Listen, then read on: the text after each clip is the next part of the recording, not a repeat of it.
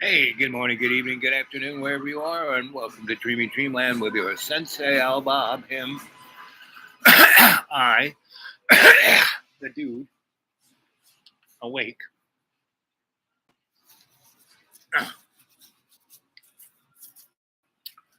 Your griot here to tell you a story. And hello there, AI. So here we are. I gave a nice little morning um, chat, and we had a nice group of people on the blog there.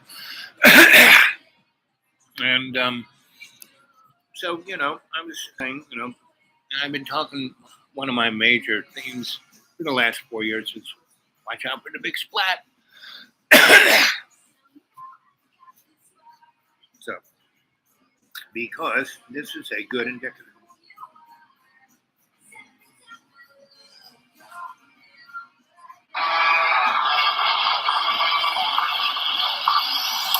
The Russian invasion of Ukraine, the Iranian nuclear program, the North Korean bomb, and Chinese expansionism in the South China Sea. The world is ablaze, and military matters are once again at the forefront of international politics. Because Vladimir Putin's aggression against Ukraine is causing a huge geopolitical earthquake, no one trusts the neighbor who rarely says hello, who shouts more than usual, and is not particularly friendly. The nightmare unleashed by the Kremlin has reminded us all that the unimaginable is entirely possible. So given the situation, it pays to be cautious, don't you think? We're seeing it in Europe, where practically all countries are announcing record military investments for the coming years, from the smallest nations like Estonia to the largest, such as Germany. And this is a trend that we can also see particularly clearly in the Asia-Pacific region. Because I think it's fair to say that lately, China's relations with most of its neighbors are not exactly at their best.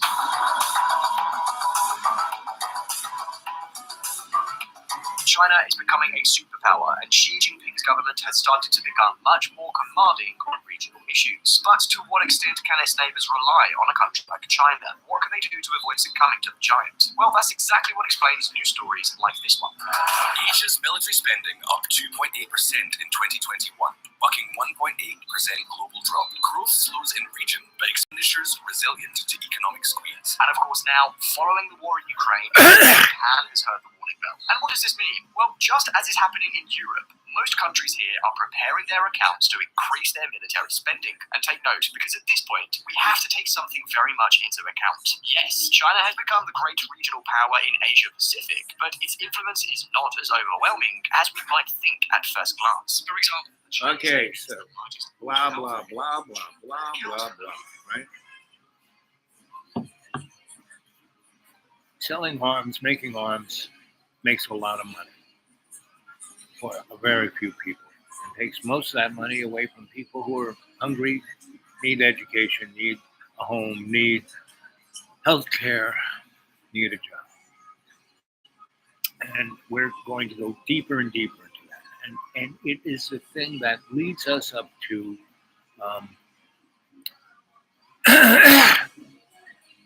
1984, right? A dystopian world. Right? And H.G. Wells, everyone remembers his time machine, War of the Worlds,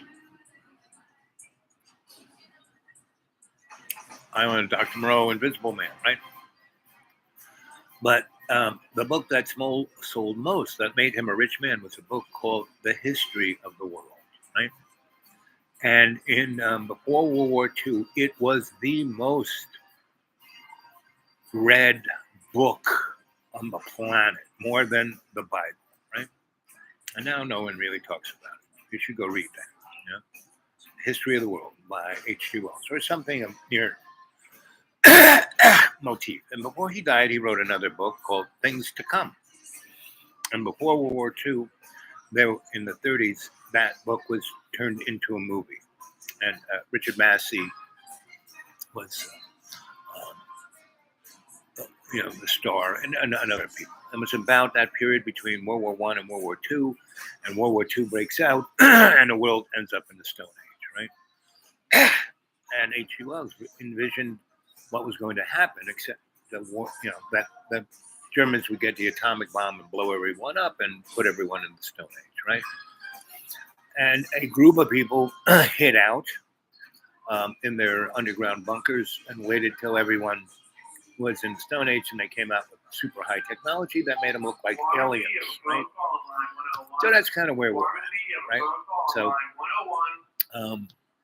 go check out H.G. Wells and look at his book, The History of the World, or something close to that, and his other book called Things to Come, or something close to that, and the movie that was made, right? The other movies you should go see is Zardos, right? Gangs of New York,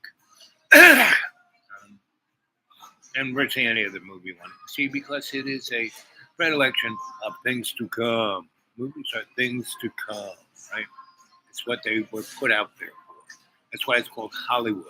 Every magic wand ever made was made from Hollywood.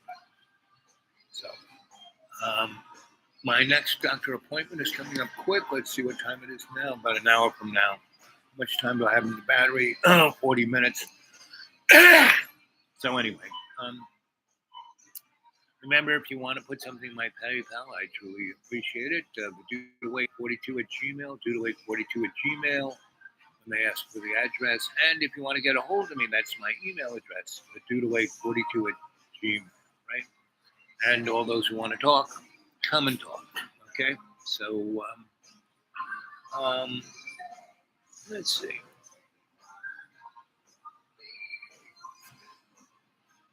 What did it do?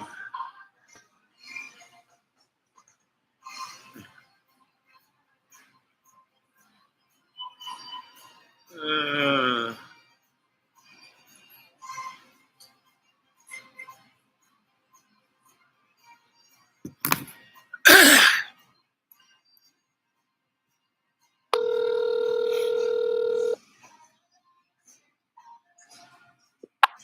Hey there, sweetie. We're live on the show. I saw you were at the chat this morning. What did you think of the subject matter? I was playing catch up. It was good. So you're, because I was talking about the biggest problem of the world is PTSD. It's not poverty. It's not war. It's not COVID. It's PTSD. That everyone is in post-traumatic shock, right? Yeah. And that you have a good insight on that. Yeah. Yep. So. Yeah. So what's give the audience your insight. Well, I mean, everybody's different, but, you have to. Not so much your story per se, but the trauma itself and how you dealt with it. Because that would be the more advantageous, good thing for the audience to get that feedback. I mean, what caused it, all of that, like you said, everyone's different, but everyone has a level of PTSD. Not everyone is traumatized where they can't even speak, but everyone has that anxiousness. Yeah, everybody has something that holds them back or whatever. It's how you choose to deal with the situation that helps you move forward in life. I mean, I haven't been to a war zone, so I can't speak on like PTSD as far as what people see in war zones and how to get over, but the little things in life are nowhere near as rough as some of the stuff they go through, and the way everybody perceives themselves as a victim and has that victim mentality is a form of PTSD, I think, but it's a misplaced form. But everyone has their trauma.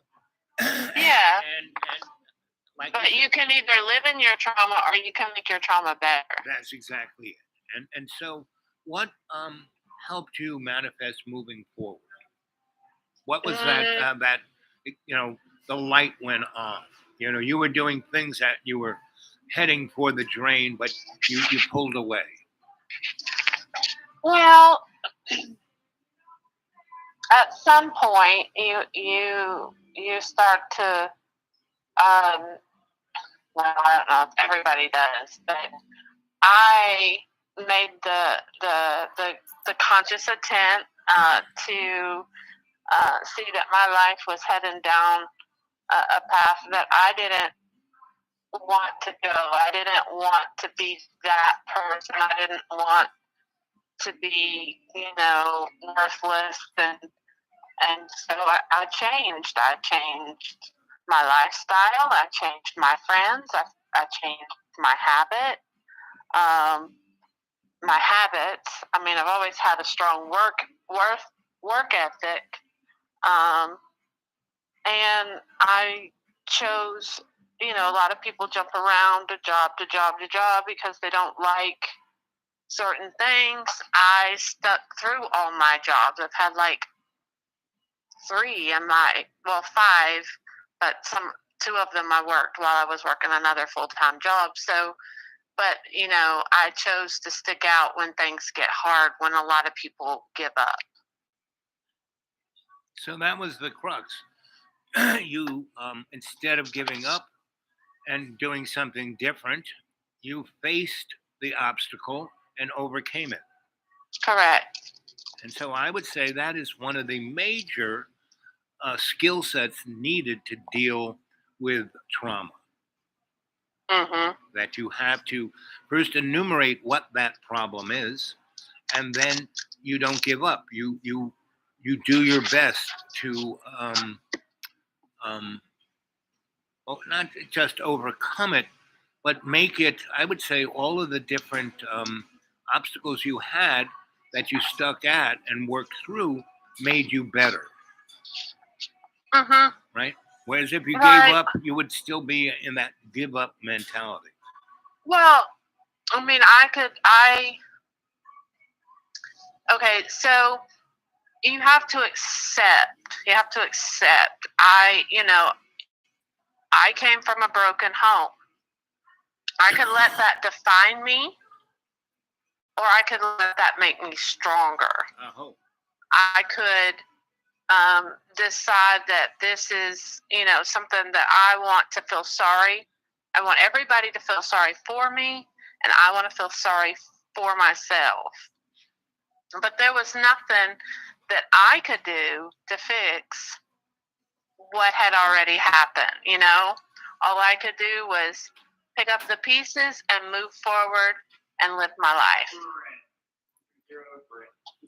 And so that's one of the vehicles that the powers that be use against the masses. They use, you look around and see the institutions facilitating people feeling,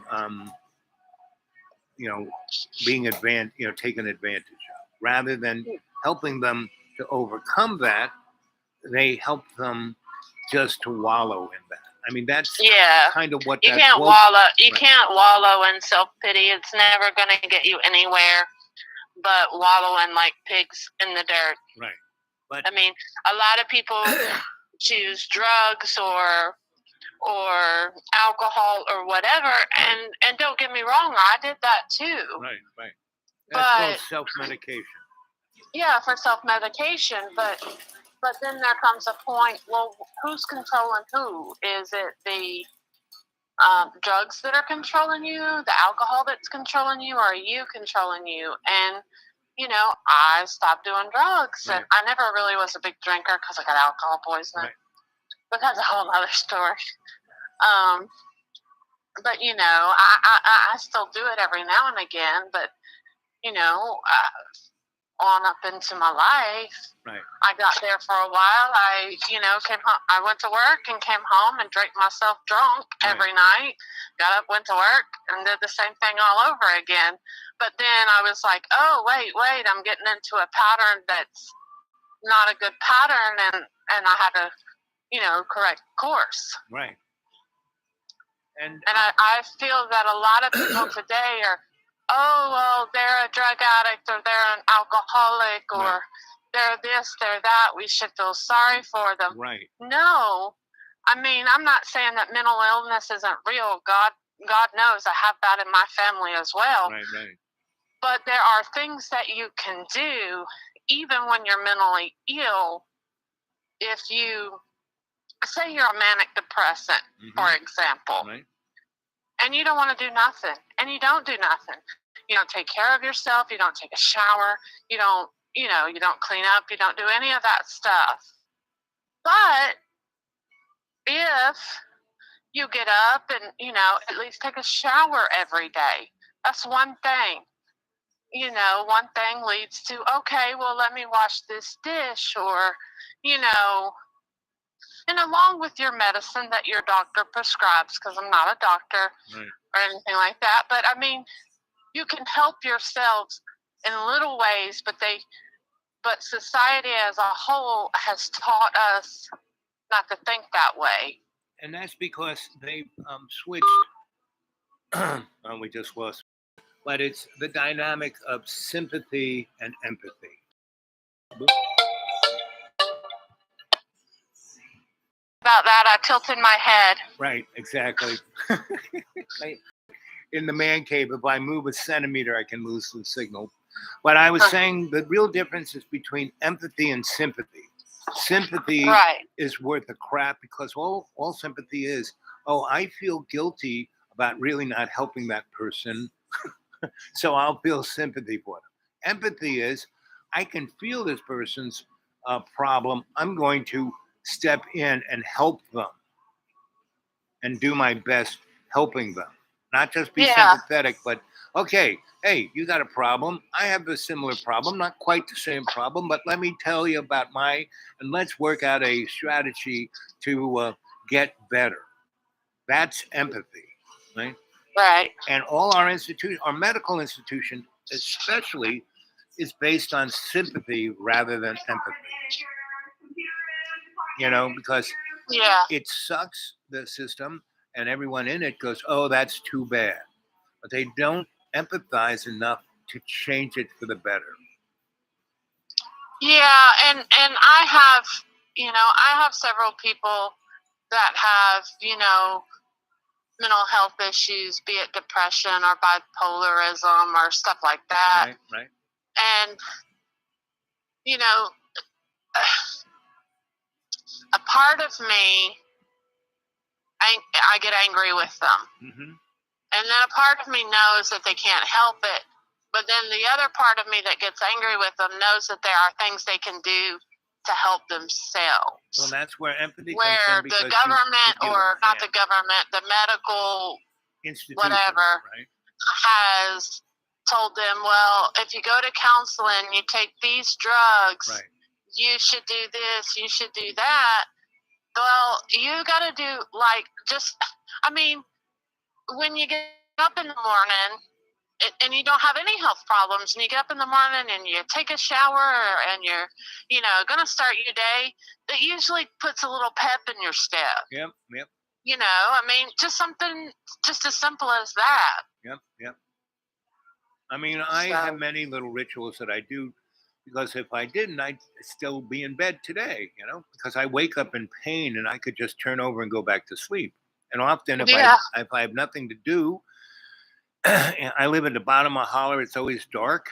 And if I got nothing to do, no appointments or something to fix or whatever, I can turn over and go to sleep, and that's okay. But I can't do that every day, No, you can't. And that goes back to what I was telling you the other day with my grandma always used to say. I meet up with psoriasis. I've had several surgeries on my hand. Right. They've taken bones out of my hand so I can use it. And I'm not even 50 yet. Right. But anyway, I have, a few years ago, I still have my tonsils, but I have one tonsil on my right side that's always enlarged. It's never sore. I never get a sore throat, but it tried to take over my throat. Like I had you could have put a straw in there. That's how I was breathing. Right. And I worked all day, even though my throat was killing me. I could hardly breathe. I left work. I went to the doctor. had like a 3:30, 4 o'clock appointment. They're like, you need to go straight to the emergency room. Then they transferred me to a, downtown hospital. Right. To ride via ambulance and all that good jazz. And they were going to try to take my tonsils out Right. there in the hospital if they couldn't get the swelling to go down. Right. But I stayed in the hospital that Friday, Saturday, and Sunday. And guess what? I went Monday right back to work. Yep. And the same thing, when I've had any surgery I've had, I had my gallbladder out a few years ago. I was super, super sick and came home and then had an ultrasound done, and then they called me the next day, and I was in Philadelphia, and they're like, you need your gallbladder out like today. And I'm like, well, it's not going to happen today because I'm in Philadelphia. So I got home and, I had it out on that Monday morning. So, but then right after I was right back at work. And there's a fine line between, taking care of yourself and being hypochondriac. My second wife, she died because, she always worked. She had her own business.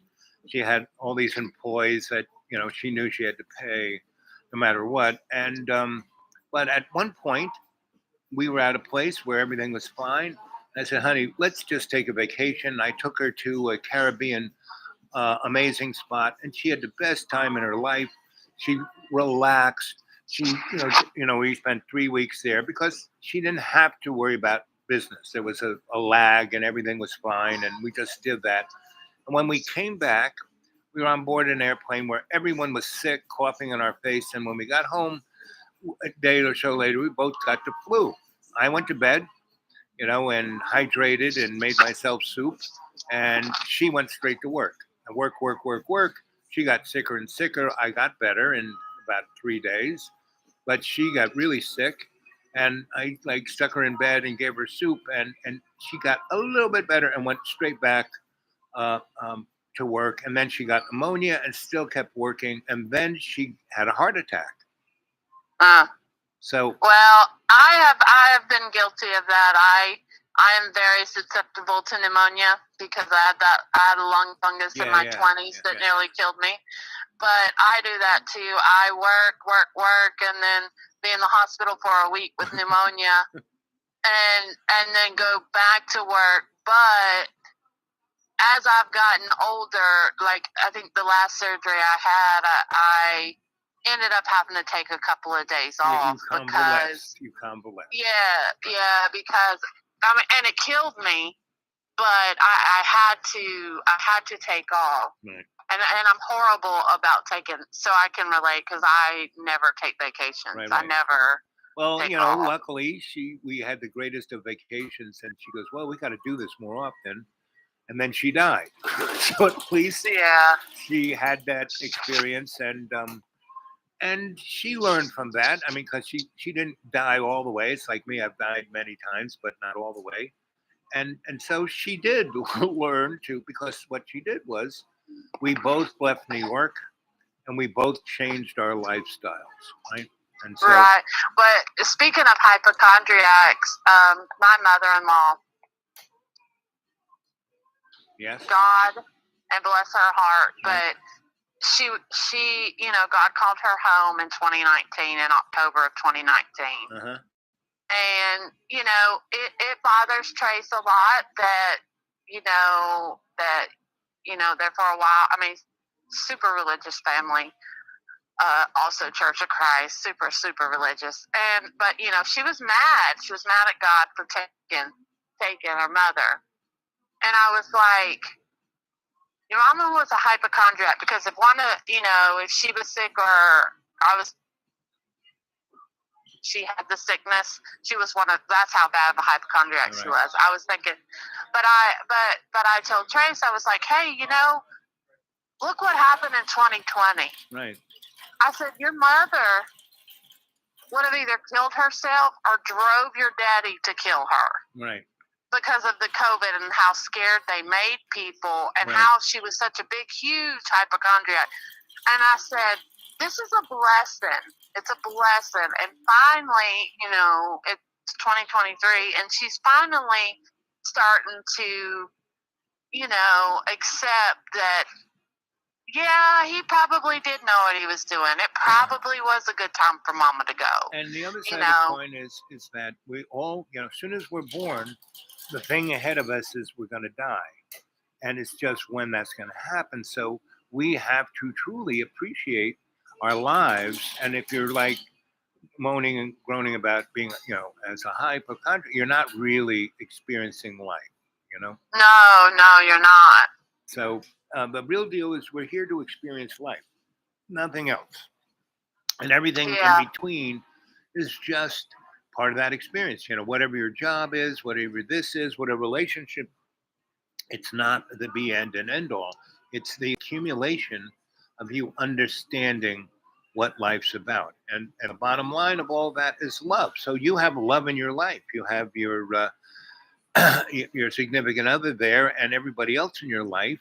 And yeah, they can drive you nuts once in a while, but most of And all, I love my job, and Right. I have the type of job that affords me experiences that maybe other people don't. Right. I work for now truly a global country, Right. but I work with people from all over the world. I've been the only southern state I've never actually I've been through there. I've just never stayed is Louisiana. right, And all of the coastal states, with the exception of Vermont and Maine, I've been to, and all the ones in between. So so you've had the great blessing to have that kind of experience that has expanded your consciousness. Right. And people may see you as this, but you're not that.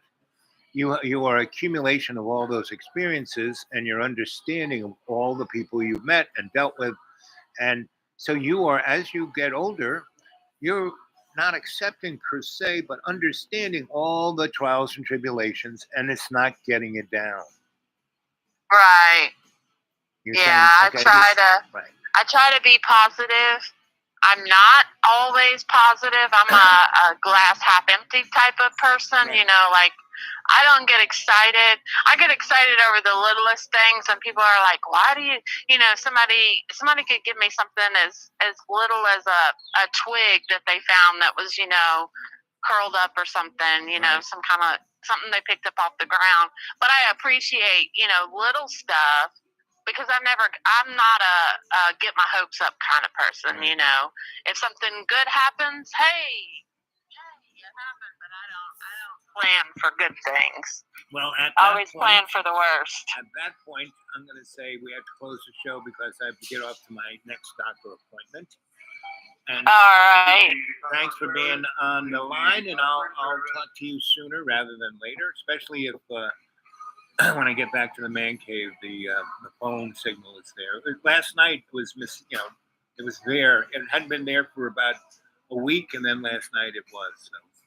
I think they know when there's actual phones in the area, and then they boost the signal. Yeah. And where you were gone for a while, they just wasn't boosting the signal. Yeah. Okay, well, safe journeys. It's 85 degrees here, but I think it's supposed to be like snow over the weekend. I know, So. it's like too much. Okay, Right. sweetie. All I love you. Bye-bye. Catch you later. All right. Bye-bye. So that was Fish. And I knew she would have a good entry there. So I hope you, the audience, watch this. No one's here now, and I don't know if anybody's been here at all. So remember those thumbs up, subscribe, be part of the clan, the cult, the cadre. And, remember, you want to get a hold of me, the judawake42 at Gmail, judawake42 at Gmail. Want to drop anything, the old PayPal, that'd be really nice. And until then, see you later. Bye.